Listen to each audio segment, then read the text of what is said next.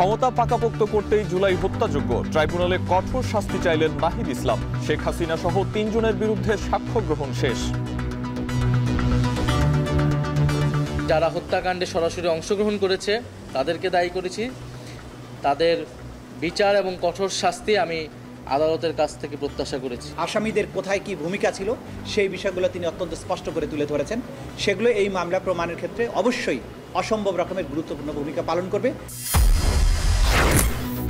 নরসিংদীতে বালু উত্তোলন নিয়ে দ্বন্দ্বের জেরে বিএনপির ২ গ্রুপের সংঘর্ষ, নিহত ১, আহত ৫, সাংবাদিকদের উপর হামলা। চাকসুতে ছাত্র দলের প্যানেল ঘোষণা, ভিপিজিএস পদে সাজ্জাদ সাফায়েত। রাকসুতে আচরণবিধি নিয়ে ইসির সতর্কবার্তা।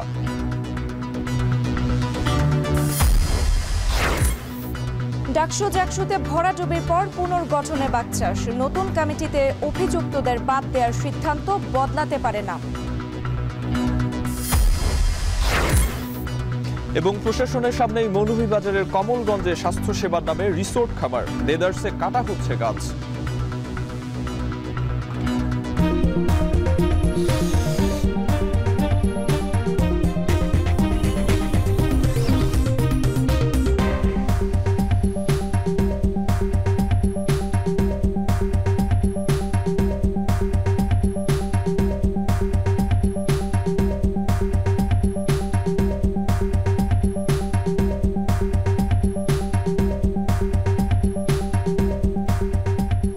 শুনছিলেন শিরোনাম। স্বাগত এখন দুপুরে পুরো আয়োজন জোরের সঙ্গে আছি আমরা দুজন, আমি সুমাইয়া রাত্রি এবং আমি আরিফুল ইসলাম সাহাব।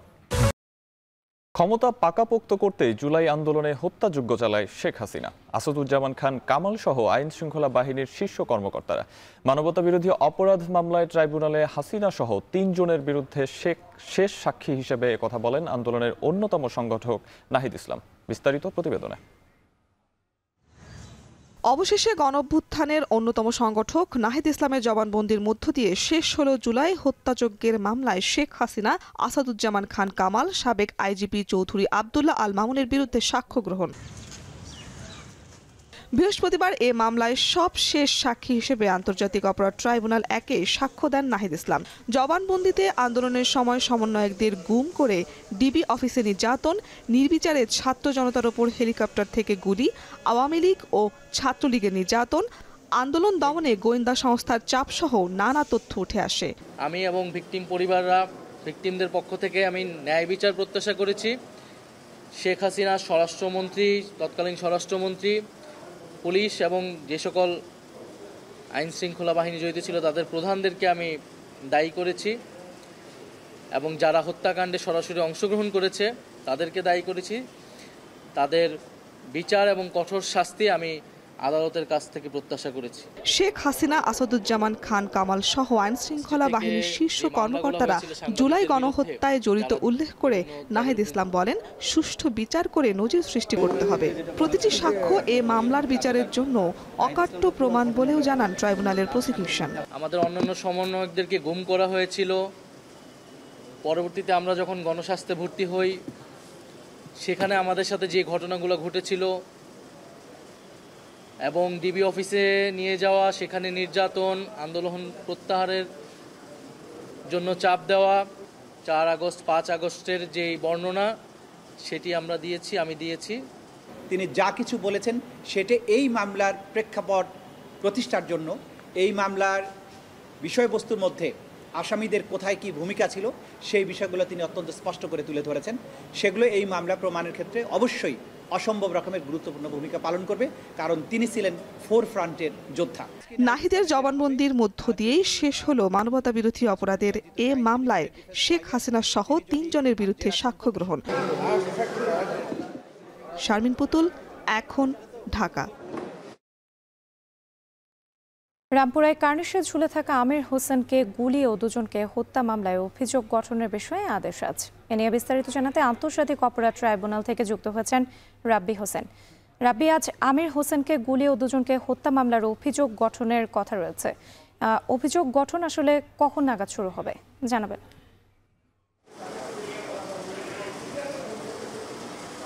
রাত্রি, জুলাই আন্দোলন সময়ে রামপুরাতে একটি কার্নিশের নির্মাণাধীন ভবনের কার্নিশে ঝুলে থাকা আমির হোসেনকে দুইজনকে গুলি করে হত্যার মামলায় আজকে সাবেক ডিএমপি কমিশনার হাবিবুর রহমান সহ 5 জনের বিরুদ্ধে আনুষ্ঠানিক অভিযোগ গঠনের যে শুনানি হয়েছে তার আদেশ আজকে দিতে পারেন আন্তর্জাতিক অপরাধ ট্রাইব্যুনাল 1। মূলত 2:30 মিনিটে এই মধ্যাহ্ন বিরতির পরে ট্রাইব্যুনালের বেঞ্চ যেটি রয়েছে সেটি বসবেন। এরপরে আজকে আদেশ দিবেন কিনা তখনই আমরা আসলে জানতে পারবো। এই মামলা সংক্রান্ত যদি একটু বিষয়ে বলি যে এই মামলায় একমাত্র আসামি গ্রেপ্তার রয়েছেন চঞ্চল চন্দ্র সরকার।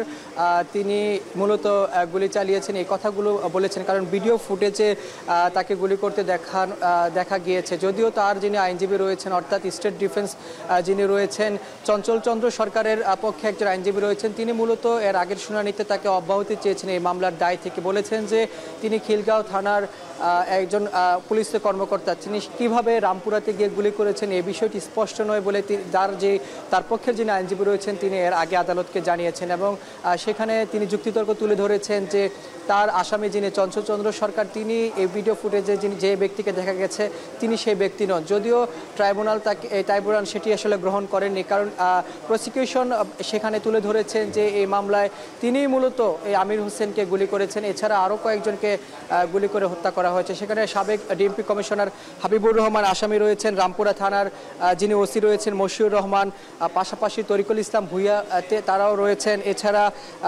আরও রাশেদুল ইসলাম তিনি একজন এডিসি তিনিও এই মামলায় আসামি। তারা মূলত পলাতক রয়েছেন, অর্থাৎ এই মামলার 5 জন আসামির মধ্যে 4 জনই পলাতক রয়েছেন। তাদের পলাতকদের এর আগে গ্রেপ্তারি পরোয়ানা জারি করা হয়েছিল এবং তাদের পক্ষে আইনজীবী নিয়োগ করা হয়েছে। তবে আজকে যদি এই আনুষ্ঠানিক অভিযোগ গঠনের শুনানির আদেশটি হয় তাহলে এরপর একটি সাক্ষ্যের জন্য তারিখ পড়বে এবং সাক্ষ্যগ্রহণের মধ্য দিয়ে এই মামলার বিচার শুরু হবে আন্তর্জাতিক অপরাধ ট্রাইব্যুনালে।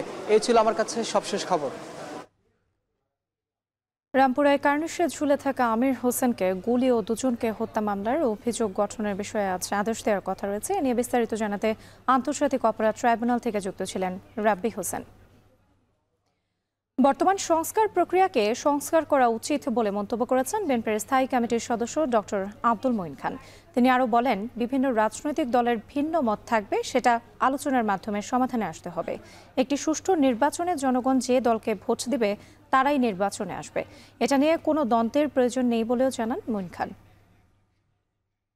পারস্পরিক আস্থাগুলো না রাখে তাহলে আমি মনে করি না কোনো সংস্কারে কোনো কাজ হবে। এবং সেই কারণেই বলছিলাম যে আজকে সরকার যে একটা কনভেনশনাল সংস্কার প্রক্রিয়া বিগত 1 বছর ধরে অনুসরণ করে এসেছে এবং সর্বশেষে কোনো সমাধানে আসতে পারছেন, তার মূল কারণ হচ্ছে যে তারা কনভেনশন থেকে বেরিয়ে আসতে পারে। এবং সেই কারণেই আমি বলেছি যে আমাদের এই সংস্কার প্রক্রিয়াকে সংস্কার করা হবে। ফেব্রুয়ারিতে জুলাই সনদের ভিত্তিতে জাতীয় নির্বাচন আয়োজন সহ কয়েক দফা দাবিতে রাজধানীতে একযোগে বিক্ষোভ মিছিল করবে জামায়াত ইসলামী সহ ইসলামী আন্দোলন এর 7টি দল। বিক্ষোভের মিছিলের আগে বায়তুল মোকাররম জাতীয় প্রেস ক্লাব সহ আশপাশের এলাকায় সংক্ষিপ্ত সমাবেশ করবে দলগুলো। বিকেল থেকে সন্ধ্যা পর্যন্ত এসব কর্মসূচি চলবে। বিকেল 4:30টায় বায়তুল মোকাররম জাতীয় মসজিদের দক্ষিণ গেটের সামনে সমাবেশের পর বিক্ষোভ মিছিল শুরু করবে জামায়াত। আর বাদ জোহর বায়তুল মোকাররম মসজিদের উত্তর গেটে বিক্ষোভ মিছিল করবে ইসলামী আন্দোলন বাংলাদেশ। প্রায় অভিন্ন দাবিতে 7টি দল 3 দিনের কর্মসূচি ঘোষণা করেছে।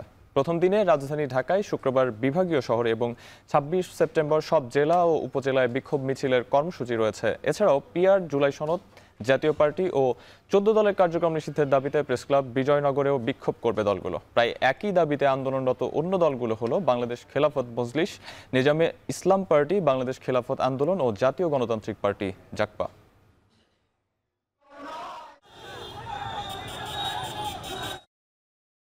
পিআর পদ্ধতিতে নির্বাচন, লেভেল প্লেইং ফিল্ড নিশ্চিত করা সহ বিভিন্ন দাবিতে ইসলামী আন্দোলন বাংলাদেশের বিক্ষোভ মিছিল আজ। মিছিলে যোগ দিতে জড়ো হচ্ছেন নেতাকর্মীরা। সেখানে আছেন সহকর্মী ফরহাদ বিন্নুর। বিস্তারিত জানতে যুক্ত হচ্ছি তার সঙ্গে। ফরহাদ, বিক্ষোভ মিছিল কখন শুরু হবে এবং কি বলছেন নেতাকর্মীরা, বিস্তারিত জানাবেন।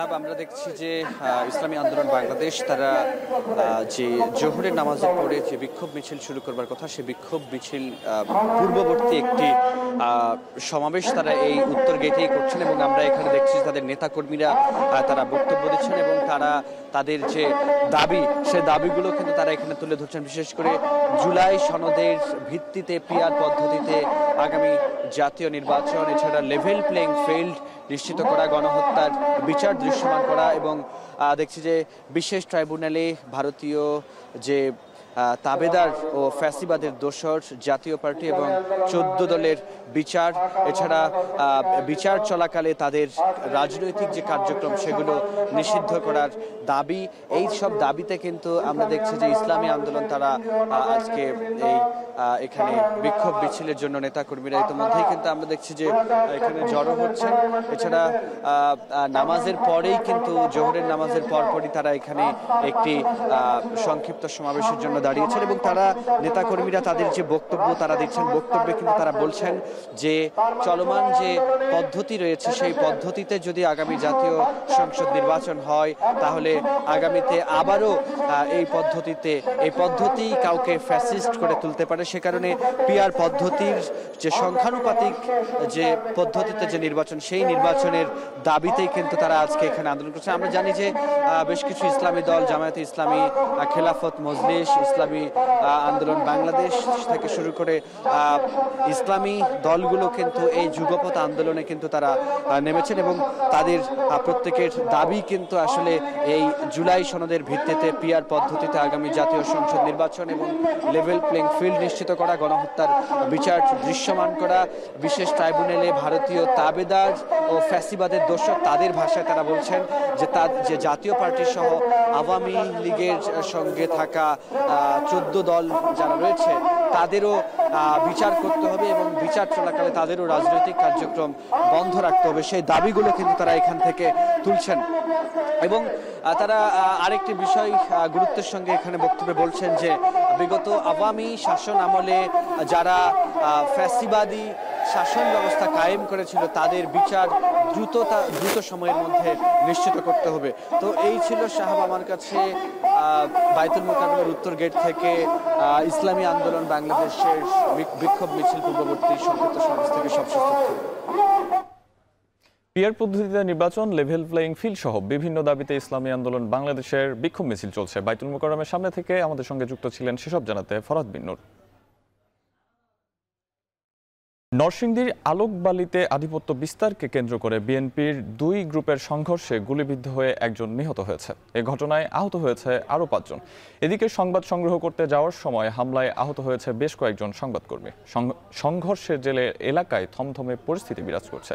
নরসিংদী থেকে রাকিবুল ইসলামের পাঠানো তথ্য ও ছবিতে প্রতিবেদন। গত বছরের 5 আগস্টের পর থেকে নরসিংদীর আলোকবালিতে বালু উত্তোলন, দখল ও আধিপত্য বিস্তারকে কেন্দ্র করে স্থানীয় বিএনপির নেতা শাহ আলম চৌধুরী ও দলটির বহিষ্কৃত নেতা আব্দুল কাইয়ুম মিয়ার মধ্যে বিরোধ চলছিল। স্থানীয়রা বলছেন এর জের ধরে বুধবার ভোরে সংঘর্ষে জড়ায় দুপক্ষ।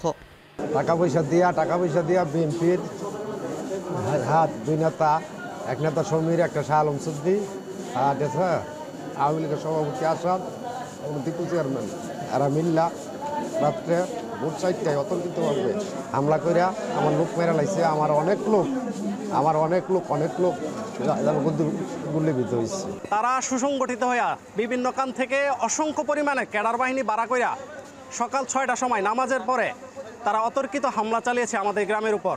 রাত্রের আনুমানিক 4টা থেকেই তারা প্রস্তুতি সম্পন্ন করে তারা হামলার প্রস্তুতি নিয়েছে এবং হামলা চালিয়েছে। দুপক্ষের সংঘর্ষে গুলিবিদ্ধ হয় মুরাদনগর গ্রামের বাসিন্দা ইদন মিয়া। আহত অবস্থায় উদ্ধার করে জেলা সদর হাসপাতালে নেওয়া হলে তাকে মৃত ঘোষণা করেন চিকিৎসক। বুকের বাম পাশে হচ্ছে গানশট ইঞ্জুরি হচ্ছে, 3টা পেনিট্রেটিং ইঞ্জুরি আছে, যে আবার তিনটা ইঞ্জুরি যেটা আমার এক পাশ থেকে আরেক পাশ পর্যন্ত চলে গেছে। আরেকজন হচ্ছে মুস্তাকিম, 26 বছর বয়স, সেও গানশট ইঞ্জুরি, তাকে হচ্ছে ঢাকায় রেফার করা হয়েছে। আরেকজন আবুল হোসেন, 62 বছর বয়স, ওনার কানের পাশ দিয়ে একটা হচ্ছে গানশট ইঞ্জুরি হয়েছে, তাকেও হচ্ছে আমরা ঢাকায় রেফার করেছি। স্বাস্থ্য নির্দেশনায় আমি এখানে সদর হাসপাতালে আসছি। এসে একজনের লাশ পেলাম আর ডাক্তারদের সাথে কথা বলে 3 জনের প্রাথমিক চিকিৎসা নিয়েছে আর 2 জনকে মনে ঢাকা রেফার করছে। লাইফ রিস্কে নাই যারা আহত। এদিকে সংবাদ সংগ্রহ করতে যাওয়ার সময় হামলায় আহত হয়েছেন বেশ কয়েকজন সংবাদকর্মী। সংঘর্ষের পর জড়িতদের গ্রেপ্তারে অভিযান শুরু করেছে যৌথ বাহিনী। এখন নরসিংদী। চট্টগ্রাম বিশ্ববিদ্যালয় কেন্দ্রীয় ছাত্র সংসদ চাকসু নির্বাচনের প্যানেল ঘোষণা করেছে ছাত্রদল, যেখানে ভিপি পদে মনোনয়ন দেওয়া হয়েছে সাজ্জাদ হোসেন হৃদয় আর জিএস পদে মোহাম্মদ শাফায়েত হোসেনকে। দুপুর 1:45টার দিকে সংবাদ সম্মেলন করে পূর্ণ প্যানেল ঘোষণা করেন ছাত্রদলের কেন্দ্রীয় সাধারণ সম্পাদক নাসির উদ্দিন নাসির। প্যানেল ঘোষণার পর আবাসন সুবিধা বাড়ানো সহ নানা প্রতিশ্রুতি তুলে ধরে ছাত্রদল। এছাড়া আজই ছাত্র শিবির, ইসলামী ছাত্র আন্দোলন ও স্বতন্ত্র একটি পরিষদের প্যানেল ঘোষণার কথা রয়েছে।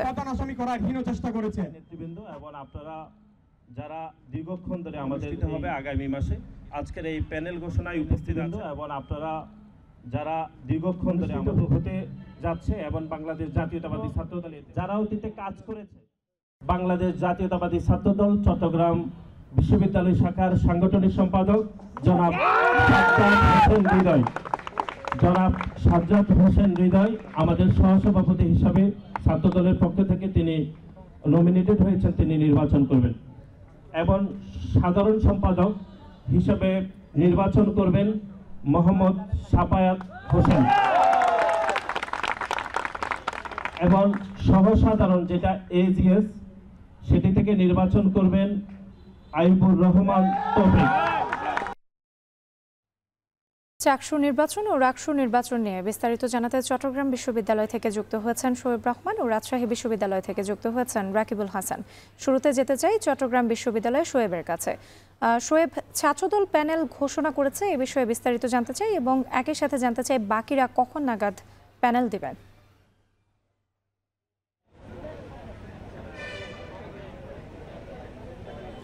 রাত্রে দীর্ঘ প্রতীক্ষার পরে ছাত্রদল আজ 1:45টায় তারা তাদের প্যানেল ঘোষণা করে। প্রতীক্ষা এই কারণে বলছে যে দুপুর 12টায় আসলে সংবাদ সম্মেলনটি হওয়ার কথা ছিল। শেষমেশ 1:45টার দিকে সংবাদ সম্মেলনের কেন্দ্রীয় সেক্রেটারি নাসির উদ্দিন নাসির তিনি প্যানেল ঘোষণা করেন এবং সেখানে আপনি যেমনটি বলছিলেন যে সাজ্জাদ হোসেন হৃদয় তাকে ভিপি এবং শাফায়েত হোসেন তাকে জিএস পদে মনোনয়ন দেওয়া হয়। এছাড়া পূর্ণাঙ্গ একটি প্যানেল কিন্তু ছাত্রদলের পক্ষ থেকে ঘোষণা করা হয়েছে। মনোনয়ন জমা দেওয়ার পর থেকেই কিন্তু ক্যাম্পাসে গুঞ্জন চলছিল ছাত্রদল কোনো জোট করতে পারে, সর্বদলীয় জোট হতে পারে, কিংবা অন্যান্য যে সমমনা দলগুলো রয়েছে কিংবা আন্দোলনে বিগত আন্দোলন সংগ্রামগুলোতে যাদের অবদান ছিল সেরকম ভিন্ন দলের কিংবা ভিন্ন মতাদর্শের কাউকে নিয়ে প্যানেল হতে পারে, প্যানেলে রাখা হতে পারে, তেমন একটি বিষয় কিন্তু আসলে গুঞ্জন চলছিল ক্যাম্পাস জুড়ে। কিন্তু সব আলোচনার অবসান ঘটিয়ে আজ যে প্যানেল ঘোষণা করা হয়েছে সেখানে ছাত্রদলের রাজনীতির সঙ্গে যারা জড়িত অর্থাৎ ছাত্রদল এককভাবেই কিন্তু পূর্ণাঙ্গ প্যানেল ঘোষণা করেছে এবং প্যানেল ঘোষণা পরবর্তী প্রতিক্রিয়ায় ছাত্রদলের ভিপি এবং জিএস পদপ্রার্থী যারা হয়েছেন তারা কিন্তু ছাত্রদের কল্যাণে কাজ করার কথা বলেছেন এবং একই সাথে ছাত্র নির্বাচিত হলে প্রধান যেই দুটি বিষয়কে তারা প্রাধান্য দিয়ে কাজ করবে তার মধ্যে একটি হলো আবাসন এবং আরেকটি হলো পরিবহন। চট্টগ্রাম বিশ্ববিদ্যালয়ে যে আবাসন সংকট রয়েছে সেই আবাসন সংকট নিরসনে তারা কাজ করার প্রতিশ্রুতি দিয়েছেন। শাটলের যে বগি বৃদ্ধি কিংবা ডাবল লেন চালু করার ব্যাপারে তারা প্রতিশ্রুতি দিয়েছেন। একই সাথে নারী শিক্ষার্থী যারা রয়েছেন তাদের নিরাপত্তায় কাজ করার কথাও কিন্তু তারা জানিয়েছেন। এবং এর বাইরে যদি বলি যে অন্যান্য ছাত্র সংগঠনগুলোর মধ্যে ইসলামী ছাত্র শিবির তারা বেলা 2:30টায় তাদের সংবাদ সম্মেলনের মাধ্যমে প্যানেল ঘোষণার কথা জানিয়েছেন এবং এরপর বিকেল 3:30টায় ইসলামী ছাত্র আন্দোলন তারা একটি প্যানেল ঘোষণার কথা জানাচ্ছেন এবং বিকেল 4টায় একটি স্বতন্ত্র প্যানেল ঘোষণার কথা রয়েছে। এবং এই প্যানেল ঘোষণার পাশাপাশি কিন্তু চাকসু ভবনে একই সাথে মনোনয়ন জমা দেওয়ার কার্যক্রমও চলছে। সেই মনোনয়ন জমা দেওয়ার কার্যক্রমেও কিন্তু শিক্ষার্থীরা অংশ নিয়েছেন, যারা মনোনয়ন ফর্ম উত্তোলন করেছিলেন তারা কিন্তু মনোনয়নও জমা দিচ্ছেন এবং সেই মনোনয়ন বিকেল 5টা পর্যন্ত জমা দেওয়া যাবে। তবে নির্বাচন কমিশন থেকে যেটি জানানো হয়েছে যদি শিক্ষার্থীদের চাপ থাকে বা ভিড় থাকে সেই ক্ষেত্রে বিকেল 5টার পরেও যদি মনোনয়ন দিতে কেউ আসেন সেই ক্ষেত্রে তারা সেটিও গ্রহণ করবেন। অন্যদিকে ছাত্রদলের প্যানেল ঘোষণার মধ্যে দিয়ে আলোচনা বা কল্পনার অবসান হলো। এখন আসলে চট্টগ্রাম বিশ্ববিদ্যালয়ের অন্যান্য প্যানেলগুলো কিভাবে সাজাচ্ছে সেই বিষয়গুলোর দিকে আসলে নজর রাখছে এবং কিছুক্ষণ পরে ছাত্র শিবির প্যানেল ঘোষণা করবে। ইতিমধ্যে তারা জানিয়েছেন যে তাদের যে প্যানেল সেটি তারা অন্তর্ভুক্তিমূলক একটি প্যানেল করার ঘোষণা দিয়েছেন। সেখানে ছাত্র শিবিরের রাজনীতির সাথে জড়িত নয় কিংবা ভিন্ন মতাদর্শের এরকম যাদের যোগ্য মনে করা হবে সেরকম প্রার্থীও কিন্তু রাখার ঘোষণা তারা দিয়েছেন। এখন দেখার বিষয় যে ছাত্র শিবির কীভাবে তাদের প্যানেল সাজায় সেটি আসলে এখন দেখার বিষয়। তো চট্টগ্রাম বিশ্ববিদ্যালয় থেকে চাকসুর যে মনোনয়ন জমা এবং বিভিন্ন ছাত্র সংগঠনগুলোর যে প্যানেল ঘোষণা তার এই ছিল আমার কাছে সবশেষ তথ্য। রাত্রি চাকসু নির্বাচনের খবর শুনছিলাম, এবার একটু রাকসু নির্বাচনের খবর শুনতে চাই। রাকিবের কাছে যেতে চাই। রাকিব, আচরণ বিধি মানতে নির্বাচন কমিশন কি সতর্ক বার্তা দিয়েছে এবং প্রচারণা কেমন দেখছেন?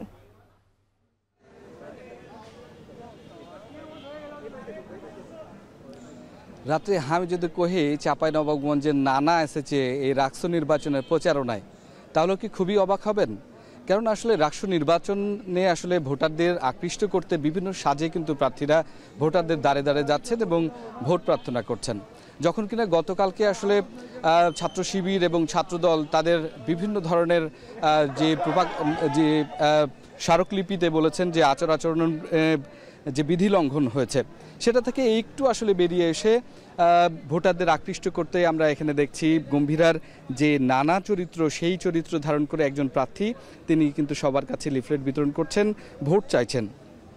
আবার কখনো আমরা দেখেছি যে কি ইউকিলিলি বাজিয়ে আসলে তিনি তার যে ভোটাররা আছেন সেই ভোটারদের কাছে যাচ্ছেন এবং ভোট প্রার্থনা করছেন। এবং গতকালকে যে বিধিনিষেধ ছিল যে বিভিন্ন যে একাডেমিক ভবনগুলো রয়েছে সেই একাডেমিক ভবনে আসলে প্রার্থীরা আসলে যেতে পারবেন না এবং সেই ভেতরে গিয়ে ক্লাসরুমে আসলে প্রচারণা করতে পারবেন না, সেই জায়গা থেকে কিন্তু প্রার্থীরা আজকে একটু ভিন্নতা দেখাচ্ছে। আমরা দেখছি যে আসলে বিভিন্ন জন বিভিন্নভাবে কিন্তু আসলে প্রচারণা চালাচ্ছেন, যেখানে আসলে আমরা লক্ষ্য করছি যে আসলে তারা বলছেন যে এটি মূলত আসলে যারা ভোটার রয়েছেন তাদের দৃষ্টি আকর্ষণের জন্য, তাদের যে ব্যালট নম্বর সেটি আসলে মনে রাখার জন্য।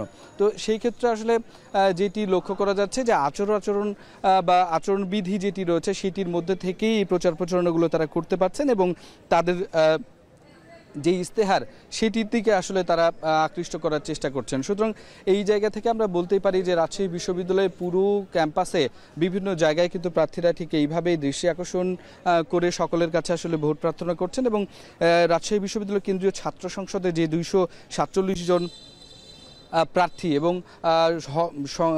সিনেটে যে হচ্ছে যে 58 জন প্রার্থী, তারা কিন্তু প্রত্যেকে এইভাবেই তাদের প্রচারণাগুলো চালিয়ে যাচ্ছেন। সকাল থেকে আমরা এখন পর্যন্ত আসলে এই রকম বিভিন্ন ধরনের অভিযোগ যে গতকালকে পেয়েছিলাম, আজকে তেমনটা আসলে লক্ষ্য করছি না। আজকে বিধি মেনে একটু সংযত থেকে আসলে প্রার্থীরা তাদের নির্বাচনী প্রচারণা চালিয়ে যাচ্ছেন রাত্রি। এবং এই ক্ষেত্রে নির্বাচন কমিশন গতকালকে যেটি বলেছেন যে তারা আসলে প্রার্থীদের নির্বাচনী প্রচারণার এই বিষয়টি খুব কঠোরভাবে মনিটরিং করবেন এবং তাদের কাছে যদি কোনো ধরনের কোনো ব্যত্যয় দেখেন তাহলে তারা আসলে ব্যবস্থা নেবেন। সুতরাং তারপর থেকে আমরা যেটি দেখছি যে প্রার্থীরা সংযত হচ্ছেন এবং তাদের প্রচারণা চালাচ্ছেন। তো এই ছিল রাজশাহী থেকে আমার কাছে সর্বশেষ। চাকসু ও রাকসু নির্বাচনের খবর জানাতে যুক্ত ছিলেন সহকর্মীরা। ডাকসু ও জাকসু নির্বাচনে ভরাডুবির পর সংগঠনকে পুনর্গঠনের সিদ্ধান্ত নিয়েছে বাংলাদেশ গণতান্ত্রিক ছাত্র সংসদ বাকছাস। দলে অনুপ্রবেশকারীদের আধিক্য থাকায় সংগঠন দিনকে দিন অচল হচ্ছে এমন কারণ দেখিয়ে পুনর্গঠন করে অভিযুক্তদের বাদ দেয়া, নতুন নাম ও নতুন কমিটি দেওয়ার সিদ্ধান্ত নিয়েছে সংগঠনটি। সেই সাথে আগামীতে এনসিপির সাথে সম্পর্কের গভীরতা নিয়েও লুকোচুরি থেকে বের হয়ে আসতে চাইছেন সংগঠনের দায়িত্বশীলরা। সহকর্মী হোসেন জাহিদ জানাচ্ছেন বিস্তারিত।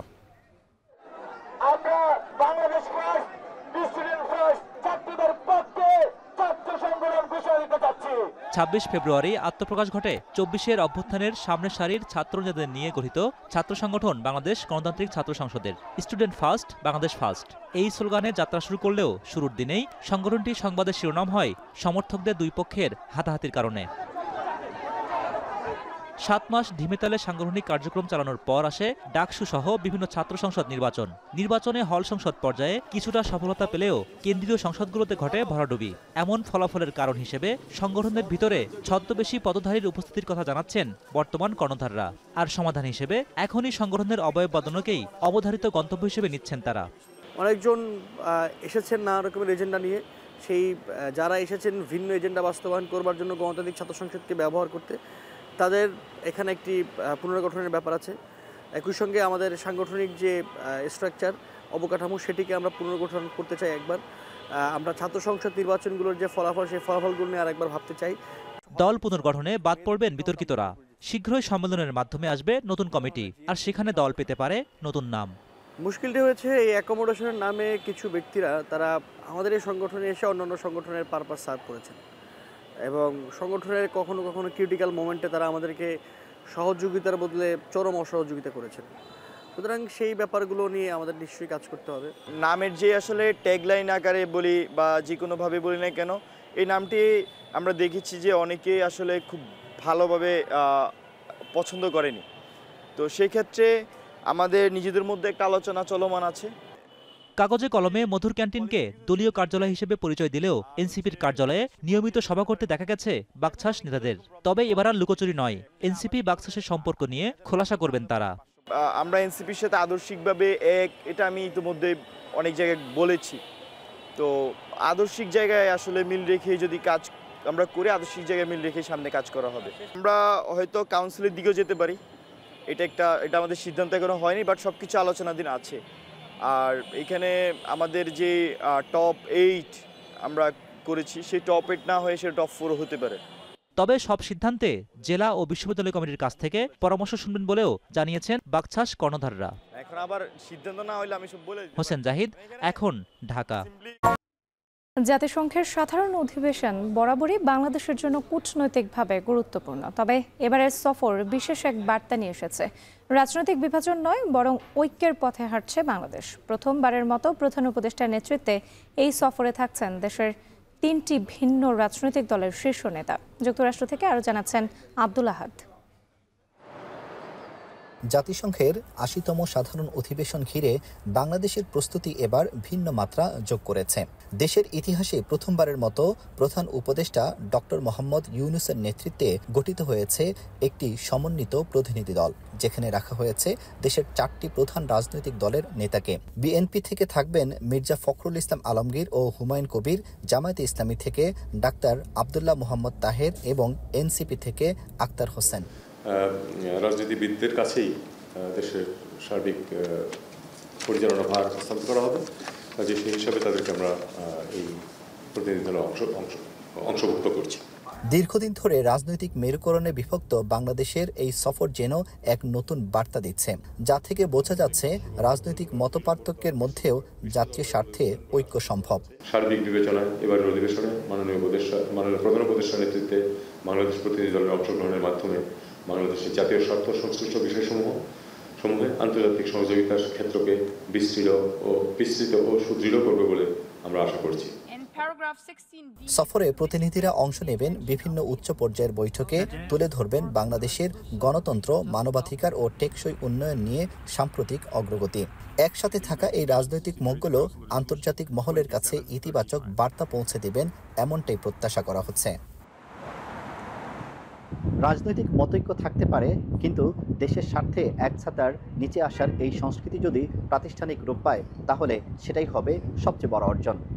জাতিসংঘের এই মঞ্চে অংশগ্রহণ শুধু উপস্থিতি নয়, বরং এটি বাংলাদেশের ঐক্যের নতুন এক ভাষা।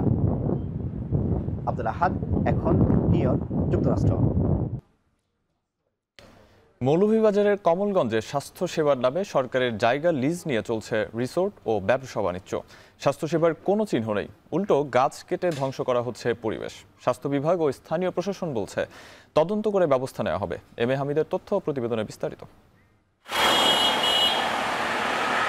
হিট বাংলাদেশ 1976 সালে মৌলভীবাজারের কোমলগঞ্জের কুষ্ঠ ও যক্ষ্মা রোগীদের চিকিৎসার জন্য স্বাস্থ্য বিভাগের কাছ থেকে প্রায় 190 একর জায়গা শর্ত সাপেক্ষে লিজ নেয়। উদ্দেশ্য ছিল চা শ্রমিক সহ দরিদ্র মানুষদের চিকিৎসা সেবা। তবে কাগজে কলমে স্বাস্থ্যসেবার কথা থাকলেও বাস্তবে চিকিৎসার কোনো চিহ্ন নেই। বর্তমানে স্বাস্থ্যসেবার আড়ালে গড়ে উঠেছে রিসোর্ট, রেস্ট হাউস, ছাগল ও মোরগ পালনের খামার, লেবুর বাগান আর মাইক্রো ফাইন্যান্স অফিস। বাইরে চিকিৎসা সাইনবোর্ড থাকলেও ভেতরে সবই ফাঁকা। এখানে স্থানীয় মানুষও প্রাথমিক চিকিৎসা দিত হিট বাংলাদেশ, কিন্তু বর্তমানে হিট বাংলাদেশ আগের মতো আর নেই। কমলগঞ্জ এলাকায় অনেক প্রভাব এবং বর্তমানেও আছে ওদের। ওরা দখলে নিয়ে ও যে আমাদেরকে বিভিন্ন ধরনের হয়রানিও কিন্তু করেছে।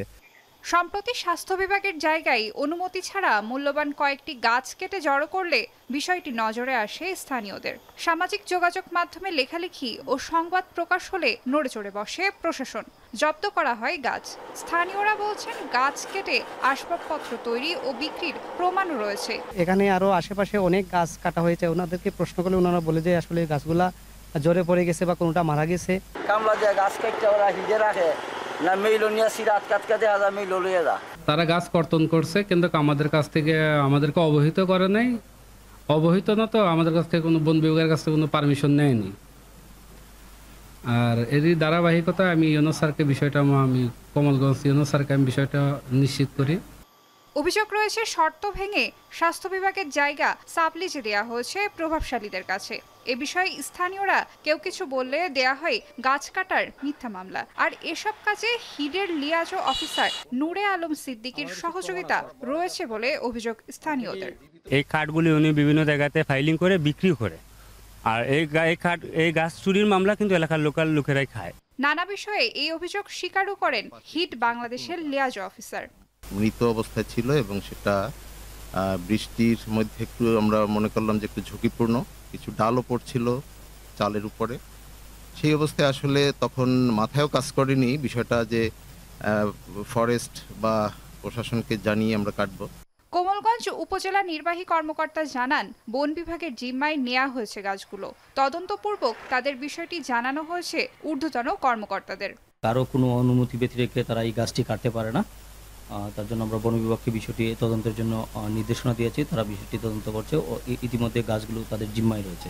হিট বাংলাদেশের অনিয়মের প্রমাণ পাওয়া গিয়েছে ও শর্ত ভঙ্গের জন্য তদন্ত সাপেক্ষে ব্যবস্থা নেওয়া হবে বলেও জানান এই স্বাস্থ্য কর্মকর্তা। কিছু কাজ ওরা আসলে চুক্তির বাইরে করতেছে, আমি ওদেরকে সাবধান করে আসছি। আর এটা আমি জেলা প্রশাসক মহোদয়কে জানাইছি, জেলা প্রশাসক মহোদয় জানেন। হিডের অনিয়ম তদন্ত শেষে জায়গাটি উদ্ধার করে সরকারি স্বাস্থ্য ও জনকল্যাণমূলক কাজে ব্যবহারের দাবি স্থানীয়দের। এখন মৌলভীবাজার। সার্কভুক্ত দেশগুলোর মধ্যে বাণিজ্য সম্প্রসারণ ও পারস্পরিক যোগাযোগ জোরদার করার তাগিদ দিয়েছেন বাণিজ্য সচিব মাহবুবুর রহমান। 4 দিনের সাউথ এশিয়া বাণিজ্য মেলা উদ্বোধনী অনুষ্ঠানে এ মন্তব্য করেন তিনি। সকালে 4 দিনের মেলার উদ্বোধনী অনুষ্ঠানে অংশ নিয়ে ব্যবসায়ীরা প্রতিনিধিরা বলেন, সরকার আওতাভুক্ত দেশগুলোর অভ্যন্তরীণ বাণিজ্য সম্প্রসারণ করা জরুরি। এর মাধ্যমে শুধু ব্যবসায়িক স্বার্থ নয়, দেশগুলোর ঐতিহ্য ও সংস্কৃতিও ফুটে উঠবে। এই মেলায় অংশ নিয়েছে শতাধিক প্রতিষ্ঠান। বাংলাদেশ ছাড়াও রয়েছে পাকিস্তান, আফগানিস্তান, শ্রীলঙ্কার বিভিন্ন পণ্যের স্টল। তবে ভারত, নেপাল, ভুটানের কোনো স্টল এবার অংশ নেয়নি। মেলায় তৈরি পোশাক, চামড়াজাত পণ্য, জুয়েলারি, কসমেটিক্স, হোম অ্যাপ্লায়েন্স, প্রক্রিয়াজাত খাদ্যসহ নানা ধরনের পণ্য প্রদর্শিত হচ্ছে।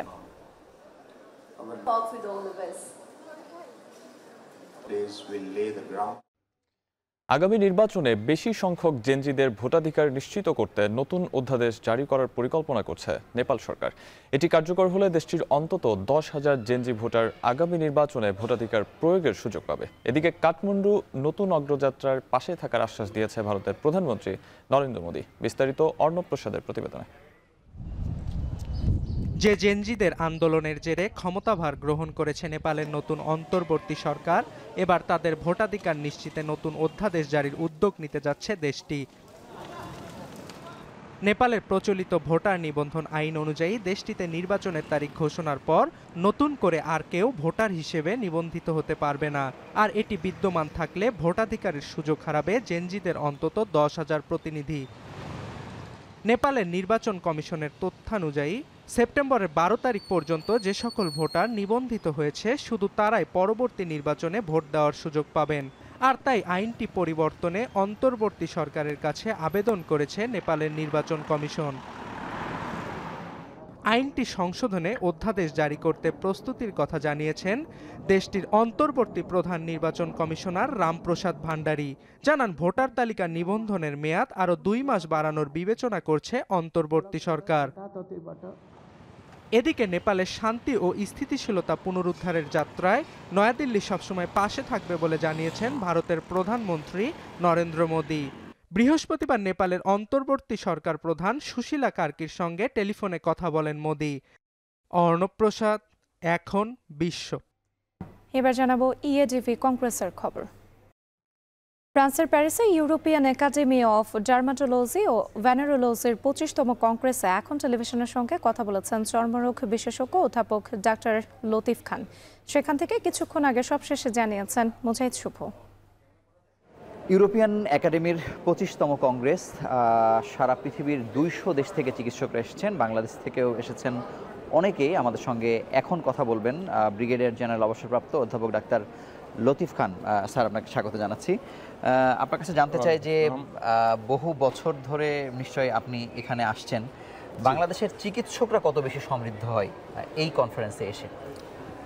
অবশ্যই অনেক সমৃদ্ধ হয়, কারণ হচ্ছে এখানে ইউরোপিয়ান যে রিসার্চ এবং গবেষণামূলক যে এগুলা চিকিৎসা শুরু করেন, এই চিকিৎসাগুলো তারাকে এখান থেকে আমরা অনেক কিছু শিখতে পারি, যেগুলো পরবর্তীতে বই পুস্তকে বা জার্নালে আসবেন, সেটা আমরা অনেক আগেই জেনে যান। এবং আমরা এই জিনিসগুলো আমাদের স্টুডেন্ট এবং চিকিৎসকদের মধ্যে যখন আমরা ক্লাস বা সেমিনারে অংশগ্রহণ করি, সেখানে বা পরীক্ষায় যখন আমরা প্রশ্নপত্র তৈরি করি, সেখানে আমরা এগুলোকে ইন্ট্রোডিউস করি, সো দ্যাট তারা অনেক আগেই বিষয়টাকে জানতে পারে বইয়ে আসার আগেই, এবং তারা সমৃদ্ধ তথ্য জানার পাশাপাশি মানে যত কিছু আলোচনা হচ্ছে সব কিছুই কি বাংলাদেশে অ্যাপ্লাই করা যাচ্ছে, নাকি এখন অনেক কিছু বাকি আছে আমাদের দিক থেকে?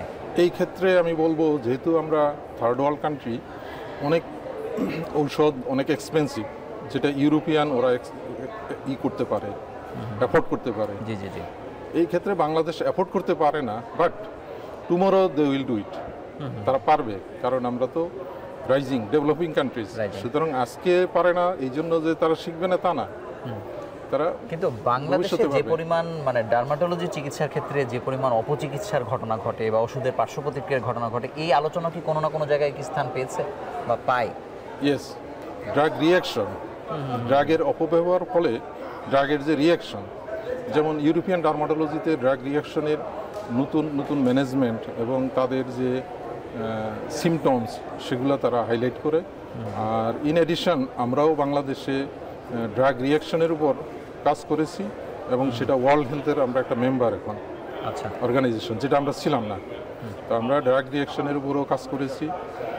ইভেন ড্রাগের অপব্যবহারের ফলে যে সাইড ইফেক্টগুলো, বিশেষ করে স্টেরয়েড এবং কম্বিনেশন, রিসেন্ট যে ফাঙ্গাল ইনফেকশন বাড়ছে, সেখানে কম্বিনেশন ড্রাগগুলো, দ্যাট ইজ অ্যান্টিফাঙ্গাল ড্রাগসের সাথে স্টেরয়েড, এই কম্বিনেশনগুলো ডেঞ্জারাস। আপনাকে অসংখ্য ধন্যবাদ আমাদের সঙ্গে যুক্ত হওয়ার জন্য। বাংলাদেশে যে সমস্যাগুলো সাধারণত হয়ে থাকে, বিশেষ করে অপচিকিৎসা, সেই বিষয়গুলো তারা জেনে যাচ্ছেন এখান থেকে। একই সঙ্গে এই জ্ঞান যে চিকিৎসকরা আসেননি বা যারা তাদের স্টুডেন্ট, তাদের কাছে তারা ছড়িয়ে দিতে চান, যেন রোগীদের সর্বোচ্চ কল্যাণ সাধিত হয়। এই ছিল এখানকার সবশেষ খবর। শেষ করছি এখন দুপুর। তবে যাওয়ার আগে শিরোনামগুলো আরও একবার। ক্ষমতা পাকাপোক্ত করতেই জুলাই হত্যাযজ্ঞ, ট্রাইব্যুনালে কঠোর শাস্তি চাইলেন নাহিদ ইসলাম। শেখ হাসিনা সহ 3 জনের বিরুদ্ধে সাক্ষ্য গ্রহণ শেষ। যারা হত্যাকাণ্ডে সরাসরি অংশগ্রহণ করেছে তাদেরকে দায়ী করেছি, তাদের বিচার এবং কঠোর শাস্তি আমি আদালতের কাছ থেকে প্রত্যাশা করেছি। আসামিদের কোথায় কি ভূমিকা ছিল সেই বিষয়গুলো তিনি অত্যন্ত স্পষ্ট করে তুলে ধরেছেন। সেগুলো এই মামলা প্রমাণের ক্ষেত্রে অবশ্যই অসম্ভব রকমের গুরুত্বপূর্ণ ভূমিকা পালন করবে। নরসিংদীতে বালু উত্তোলন নিয়ে দ্বন্দ্বের জেরে বিএনপির 2 গ্রুপের সংঘর্ষ, নিহত 1, আহত 5, সাংবাদিকের উপর হামলা।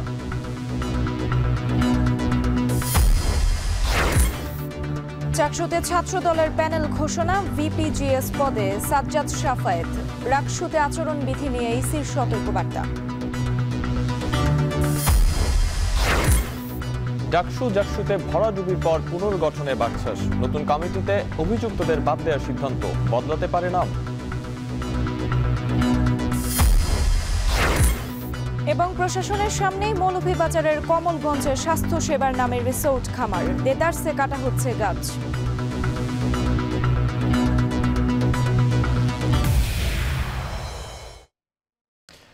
এই ছিল এখন দুপুরে। এখন টেলিভিশন ওয়েবসাইটে দেখতে ভিজিট করুন www.ekhon.tv। এছাড়া ফেসবুকে দেখতে ভিজিট করুন facebook.com/tv.ekhon এবং ইউটিউবে এখন টেলিভিশন দেখতে ভিজিট করুন youtube.com/c/ekhon tv।